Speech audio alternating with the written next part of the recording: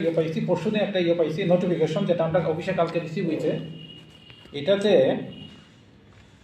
ধর্মনগর শহরের ট্রাফিক ব্যবস্থাকে আরও সুন্দর করার জন্য, সাবলীল করার জন্য, অ্যাক্সিডেন্ট যাতে কম হয় এবং মানুষ যাতে ধর্মনগরে একটা ভালো ট্রাফিক ব্যবস্থা দেখতে পারে, সেই দিকে লক্ষ্য রেখে সেটা আমরা জেল রোড ট্রাইজংশন থেকে Ramakrishna mission road, old motor stand, এই রাস্তাটা আমরা ওয়ান ওয়ে করতেছি।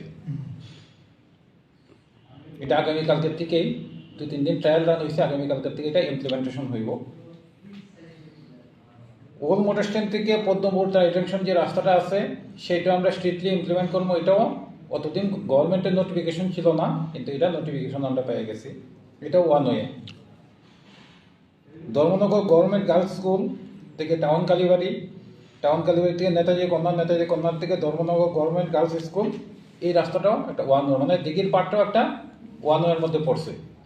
তো ধর্মনগরবাসী এতদিনও এটা দেখছিল, কিন্তু এটা প্রপার ইমপ্লিমেন্টেশন করা গেছিল না, কারণ এটার মধ্যে গভর্নমেন্টের নোটিফিকেশন ছিল না, যেটা ডিএমএর একটা নোটিফিকেশন দরকার। আমরা সেই নোটিফিকেশন পাইছি।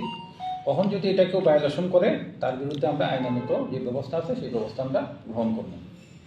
এটাই জানানোর জন্য আজকের এখানে সবাই ডাকা হয়েছিল।